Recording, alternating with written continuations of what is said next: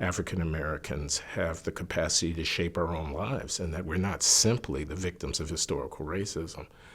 But in order for them to take me seriously when I tell them that, I've got to acknowledge that structure is not nothing either, that there are issues, historical and structural issues, implicated in the contemporary disadvantage of African American communities.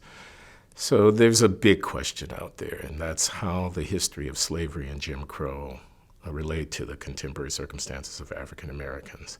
It's a very difficult question to answer with any confidence as a scientific matter, because in general, it's very hard to know how events in the 19th century influence things that are going on today.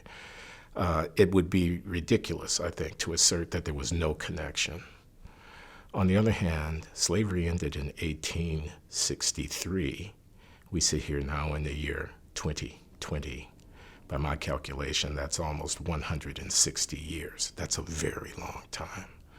A lot has gone by since then. Many, many developments have occurred. It's easy to point at slavery and Jim Crow and then be done with your account of the contemporary circumstances of African Americans, but I think that's a lazy way of thinking. But I would say that if my only account of the contemporary inequality of African Americans were to point to slavery and Jim Crow, I would be doing a disservice as a historian or as a social scientist more broadly. My explanation would be insufficient. I think more contemporary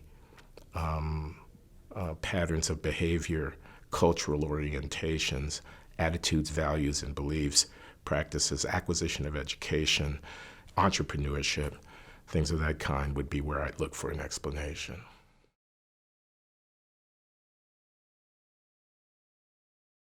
Everybody will laugh now if you say, I have a dream, my children live in the country. Well, they'll be judged by the content of their character and not the color of their skin. They laugh at that. They think that's, trite. But in fact, it's a profound truth. It's a truth that we've lost track of, that we've lost sight of.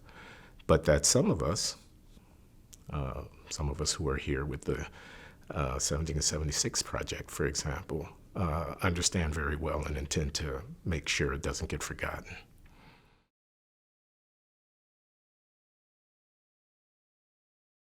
It's the best thing going. The reason that you celebrate it is because it's good and it's worth celebrating. Who said it was perfect? No, it's not. No country is perfect. We have overcome many of those imperfections. That's the thing.